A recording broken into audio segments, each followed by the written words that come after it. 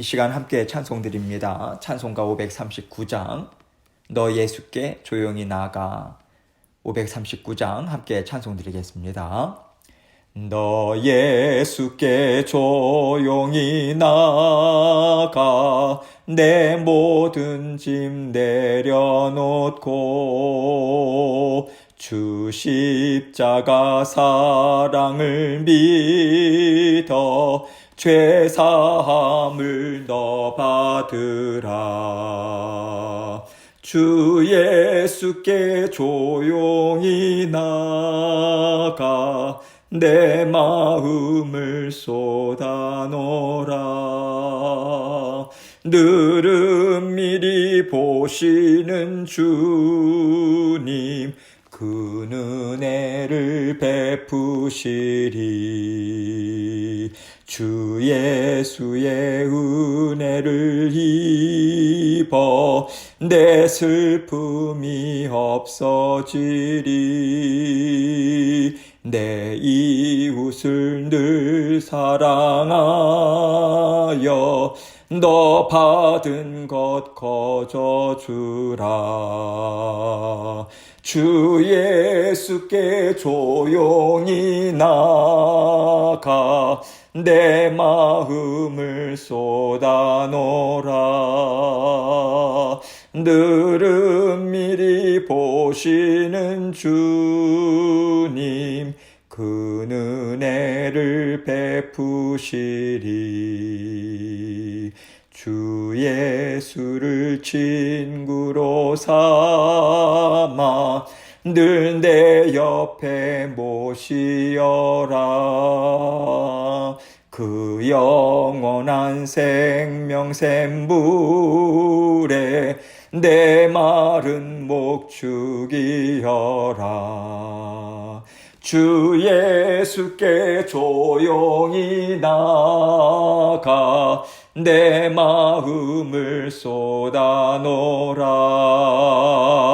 늘은 미리 보시는 주님 그 은혜를 베푸시리. 너 주님과 사귀어 살면 새 생명이 넘치리라. 주 예수를 찾는 이 앞에 참 밝은 빛 비추어라. 주 예수께 조용히 나아가 내 마음을 쏟아놓으라.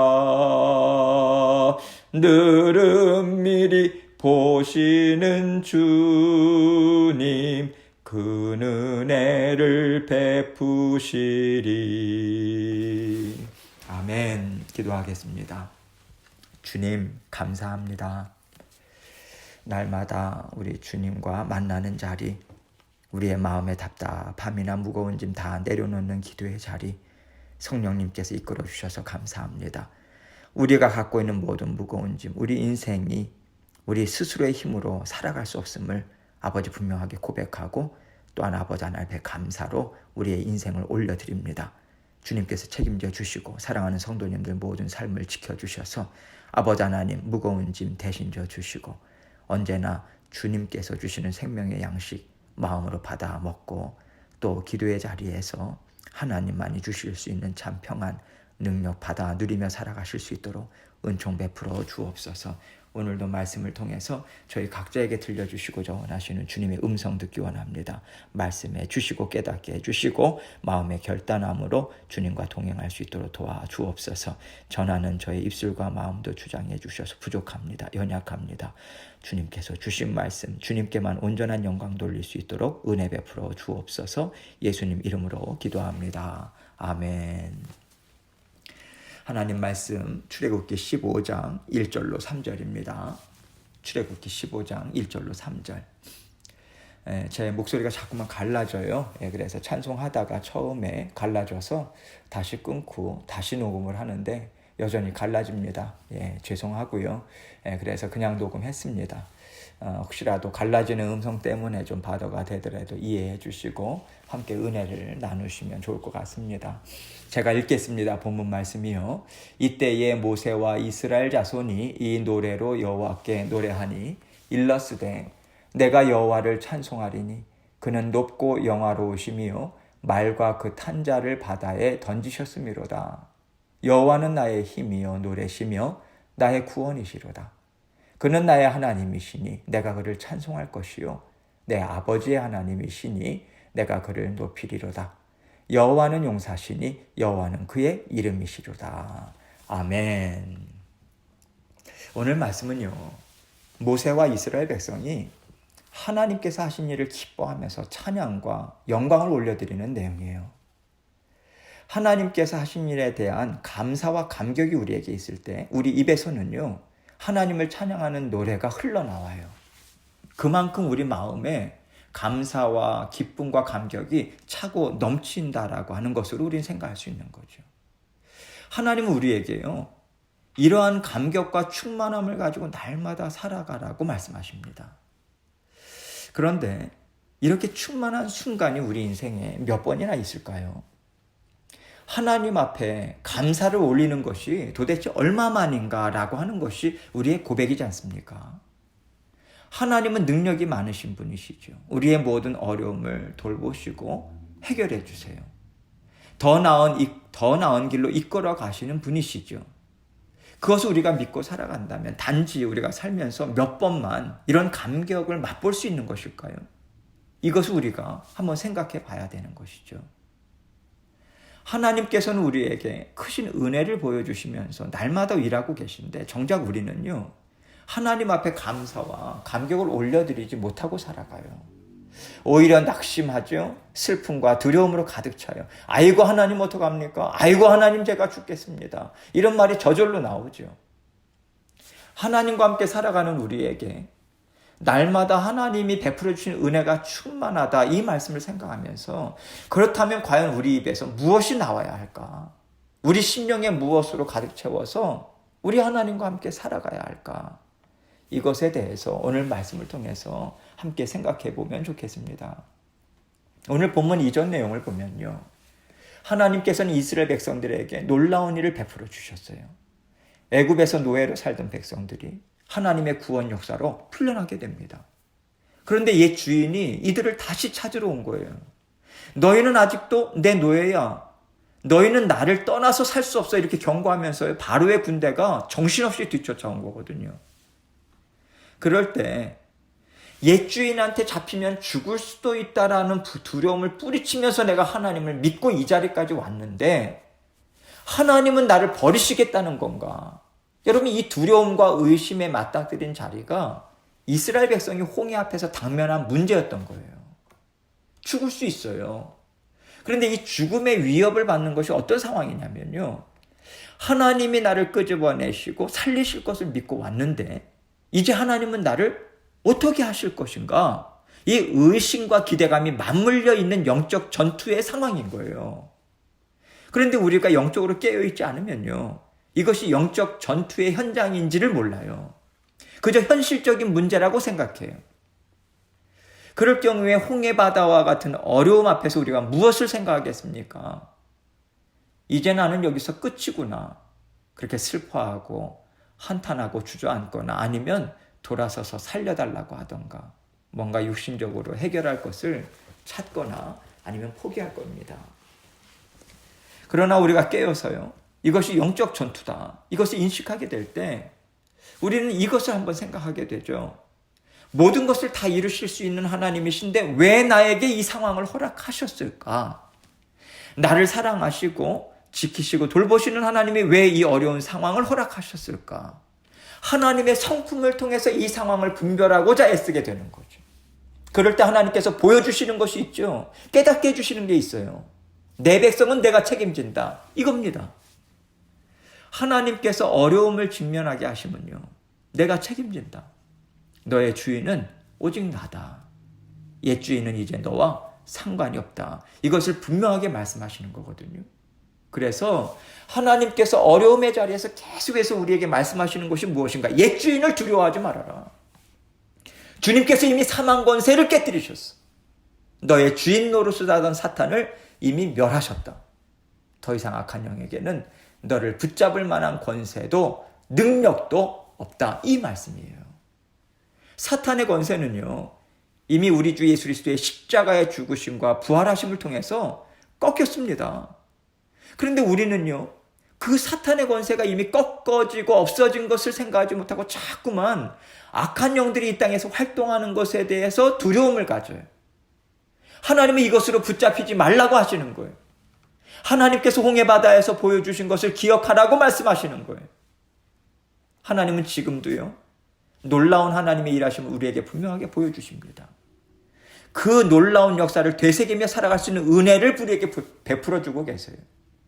그래서 어려움이 닥칠 때마다 우리는 낙심하고요, 두려움이 엄습함을 느끼지만 그때마다 우리에게 길을 열어주시고 생각지 못한 삶을 열어주시는 하나님을 바라보도록 우리는 애써야 하는 것이죠. 이러한 상황 가운데 하나님의 놀라운 구원 역사를 경험한 사람들, 그들이 이스라엘 백성들이었고요. 그들의 입에서 터져나오는 찬양이 바로 오늘 본문 말씀인 것입니다. 1절 말씀 봅니다. 이때에 모세와 이스라엘 자손이 이 노래로 여호와께 노래하니 일러스되 내가 여호와를 찬송하리니 그는 높고 영화로우시며 말과 그 탄자를 바다에 던지셨음이로다. 모세와 이스라엘 자손은 말과 그 탄자를 바다에 던지신 하나님의 일하심을 노래하고 있어요. 하나님은요, 애굽 군대를 바닷물로 흔적 없이 덮어버리셨어요. 그들이 칼을 휘둘러서 이스라엘 백성 한 사람이라도 건드렸습니까? 한 사람도 건드리지 못했어요. 그들은 아무것도 하지 못했어요. 그 아무것도 하지 못한 채로 하나님께서 그들 위로요, 물을 덮어버리십니다. 물에 갇히는 일을 당했을 뿐이에요. 이스라엘 백성들은 그것을 보았죠. 하나님의 높고 능력이 많으심, 놀라운 하나님의 권세를 깨달을 수밖에 없었던 것이죠. 여러분, 이것은요, 이스라엘 백성들에게 어떤 명설교, 명연설을 하는 것과는 비교가 안 되는 거예요. 그들은 이미 눈으로 본 거예요. 하나님의 위엄을 보고요, 놀라고 감탄한 거예요. 그렇게 놀라고 감탄했다라고 하는 것은 그만큼 하나님의 권세 앞에 꿇어 엎드린다라고 하는 의미인 것이고요. 하나님의 권세와 크신 사랑에 감사하면서 두 손 들고 나아온다라고 하는 의미가 담겨 있는 거죠. 2절입니다. 여호와는 나의 힘이요 노래시며 나의 구원이시로다. 그는 나의 하나님이시니 내가 그를 찬송할 것이요 내 아버지의 하나님이시니 내가 그를 높이리로다. 이 말씀을 통해서요, 하나님께서 이스라엘 백성들에게 허락하신 그 절체절명의 위기의 상황, 그것은 바로 하나님은 과연 어떤 분이신가? 하나님이 자녀들과 어떤 관계인가? 이것을 분명하게 보여주신 하나님의 임재가 가득 찬 자리였다. 우리는 이것을 알 수 있어요. 하나님의 임재를 경험한 그들에게 하나님에 대한 믿음이 생겨납니다. 그 믿음이 그들 심령에 가득 참으로 그들은 무엇이라고 외치고 있는가? 여호와는 나의 힘이여 찬양합니다. 이스라엘 백성들이 한 것은 아무것도 없었어요. 그들이 애국 군대와 싸웠습니까? 아니요. 두려워 떨고요, 부르짖고요, 하나님을 원망한 것밖에 없었어요. 그들이 이렇게 고백할 수 있었던 것은 주저앉아 있었어도, 두려움에 떨면서 하나님의 사랑과 능력을 의심했었어도 하나님은 먹이시더라, 입히시더라, 살리시더라. 이것을 체험했기 때문에 그렇습니다. 체험함으로 나의 힘으로 사는 게 아닙니다.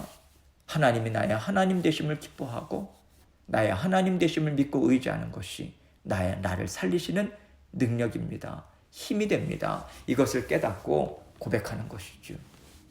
나의 노래시며 나의 구원이시로다. 이렇게 고백하고 있어요. 여호와는 노래시다. 하나님은 이렇게 나를 책임지실 수 있는 분이시구나라고 하는 믿음이 가득 차는 거예요. 그 믿음이 입에서 노래로 흘러나오고 있는 것을 표현하고 있는 거예요. 나의 구원이시로다라고 하는 것은요, 하나님은 날마다 나를 건져내시는 분이십니다. 나를 피할 길로 인도하시는 분이십니다. 나를 하나님의 산성에서 안전하게 거하게 하시는 분이십니다. 이렇게 하나님을 찬양하는 것이죠. 그는 나의 하나님이시니 내가 그를 찬송할 것이요 내 아버지의 하나님이시니 내가 그를 높이리로다 라고 노래하고 있습니다. 이렇게 능력이 많으시고 사랑이 많으신 하나님이 나의 하나님이시니 내가 하나님을 찬송할 뿐입니다. 은혜로 나의 조상들과 언약을 맺으시고 신실하게 지키시는 하나님이 나의 하나님 되어주시니 이 기쁨으로 하나님을 이제 저는 높이면서 살겠습니다. 이 기쁨의 고백을 드리고 있는 것이죠. 3절입니다. 여호와는 용사시니 여호와는 그의 이름이시로다. 홍해 바다에서 보여주신 하나님의 모습은 용사의 모습이었다. 이것을 말하고 있는 거예요. 하나님께서 우리를 대신해서 애국 군대와 싸워주셨다. 완전히 이기셨다. 하나님은 날마다 승리하시는 승리가 보장된 용사시다. 이것을 고백하고 있는 것이죠. 이분이 우리와 함께 살고 계시니 우리는 영적인 싸움에서 이길 수 있는 것입니다. 날마다 우리 하나님께서 우리를 도와주고 계시니 우리는 뒷걸음질 치지 않고요. 주 예수 그리스도의 이름을 믿는 믿음으로 날마다 싸우며 전진할 수 있는 것이죠. 그것이 우리의 힘이 아니라 우리와 함께 계신 용사이신 하나님으로 인해서이다. 이것을 믿고 살아가는 자녀들이 하나님의 자녀들인 것입니다. 하나님께서는 오늘 이 노래를 통해서요. 우리 믿음의 자녀들 10년 가운데 있어야 할 것이 무엇인가? 이것을 분명하게 들려주신다고 생각합니다. 홍해를 가르시는 하나님의 일하심이 날마다 우리에게 있다. 그 역사를 우리가 깨달아 안다면 날마다 하나님 앞에 찬양과 영광의 고백을 올려드릴 수밖에 없지 않는가? 하나님께서 우리 각자에게 이것을 말씀하고 계심을 듣고자 애써야 한다고 저는 생각합니다. 사실 저도요, 날마다 기뻐하지는 못합니다. 어떤 일을 만나든지 간에 이번에는 하나님께서 얼마나 놀라운 일을 또 베풀어 주실까 이 기대감을 가지면 참 좋은데요. 그렇게 하나님은 먼저 높여드리지를 못해요. 낙심부터 해요. 두려워하는 일을 먼저 합니다. 판단하는 일을 먼저 한다고 저도 고백할 수밖에 없어요. 여러분, 그럼에도 불구하고 하나님께서 저를 불쌍히 여기셔서요. 기도의 자리를 열어주십니다. 말씀의 자리를 열어주세요. 그래서 어떻게 살아야 하는지 흔들릴 때 우리가 의지할 분이 되어주시고요. 우리가 서 있어야 하는 자리를 열어주시고 계십니다. 여러분, 이것이 날마다 하나님 앞에 우리가 올려드려야 될 감사와 찬송이 되어야 되지 않겠는가? 제가 이 생각을 하게 됐습니다. 우리는 날마다 홍해를 가르는 기적을 맛보면서 살지 못해요. 그런 인생이 어디 있겠어요? 오히려 홍해 앞에 이스라엘 백성들처럼 막다른 골목에 갇혀버린 것과 같은 상황이요. 우리 인생에 계속해서 나타납니다. 그럴 때 우리에게 나오는 것이 무엇인가요? 육신의 정욕이 나와요. 우리 마음속에 있는 죄성들이 올라옵니다. 부정적인 생각, 불평, 원망, 두려움, 우리를 사로잡아요. 애국 군대가 쫓아오는 것을 볼 때에 느꼈던 그 두려움, 우리에게 먼저 다가오는 거거든요. 그럴 때 우리는요, 바다를 가르시고 마른 땅을 예비하시고 보여주신 하나님을 바라보고 찾는 자리에 우리는 서 있어야 합니다. 그 자리가 어디겠습니까? 성령님께서 인도해 주시는 자리인 거예요. 바닷물이 갈라지고 그 안에 마른 땅이 있다. 이것을 생각나게 하시고 그것을 붙잡게 하시는 성령 하나님의 은혜가 있는 기도의 자리인 거예요. 언제나 성령님께서는 기도해라. 하나님은 기도를 들으시는 하나님이시다. 성도들의 기도를 통해서 일하시는 하나님이시다. 하나님은 들으시고 응답하실 것이다. 그렇게 우리에게 깨닫게 하시고 기도의 자리로 우리를 이끌어 주세요. 또한 성령님은요, 말씀을 듣고 읽고 묵상하는 자리로 우리를 인도해 주십니다. 너의 생각에 무엇이 있는가? 세상의 생각들을 다 내어버리라고 하십니다. 하나님의 말씀으로만 너의 생각을 채워라. 하나님의 말씀으로만 너가 지혜를 붙잡고 너의 마음을 채워가라고 하나님 말씀의 자리를 우리를 이끌어 가고 계세요. 이 말씀의 자리, 이 기도의 자리에서 우리는 하나님께서 홍해를 가르시는 역사를 맛보게 됩니다. 하나님께서 우리의 모든 어려움과 수치심과 부끄러움과 연약함을 다 물로 덮어버리시는 역사를 우리는 체험하게 되는 거예요. 그래서 성령께서 열어주시고 인도해 주시는 기도와 말씀의 자리는요, 우리가 세상을 살아가는 데 있어서 결코 놓치면 안 되는 거예요. 이것이 우리의 생명줄입니다. 이 생명줄 놓치면요, 우리가 세상의 일을 붙잡게 돼요. 세상에 갇혀버리게 됩니다. 그러면 우리는요, 애굽 땅에서 이끌어주신 은혜와 역사를 다 놓쳐버리고 다시 애굽으로 돌아가는 길로 나아갈 수밖에 없는 것입니다. 하나님 우리에게 말씀하세요. 돌아가지 말아라. 앞으로 전진해라. 홍해는 너희를 가로막고 있는 것이 아니야. 너희에게 하나님께서 어떤 분이신지를 보게 하는 자리야. 깨닫게 하고 더 큰 믿음으로 기뻐하며 살게 하는 것이니 나를 믿고 홍해를 향하여 전진하라. 이 말씀을 주십니다. 하나님께서 열어주시는 길을 믿고 우리 함께 전진하기를 바랍니다. 막힌 길이 아니에요. 죽음의 길이 아니에요. 하나님께서 살아날 길, 더 힘있게 전진할 길을 우리에게 열어주고 계십니다. 하나님께서 하신 일을 되게 되새기시고 주 예수 그리스도의 십자가의 능력을 믿으시고 힘있게 전진해 가시는 저와 여러분이 되시기를 주님의 이름으로 축원합니다. 계속해서 기도하겠습니다. 주의 몸된 교회를 위해서 기도해 주시고요. 더욱더 기도의 불길이, 말씀의 불길이 활활 타오를 수 있도록 도와주십시오. 말씀 성경 공부가 시작됐습니다. 이제 새벽 기도회가 시작됐습니다. 하나님 은혜 베풀어 주십시오. 그래서 주의 몸된 교회가 성령의 충만하신 은혜로 하나님 새로워지는 역사 나타내 주십시오. 그리고 힘있게 전진해 나가는 우리 모든 가정이 될 수 있도록 도와주십시오. 힘있게 계속해서 중보해 주시고 기도하심으로 계속해서 나아가도록 하겠습니다. 기도하시겠습니다.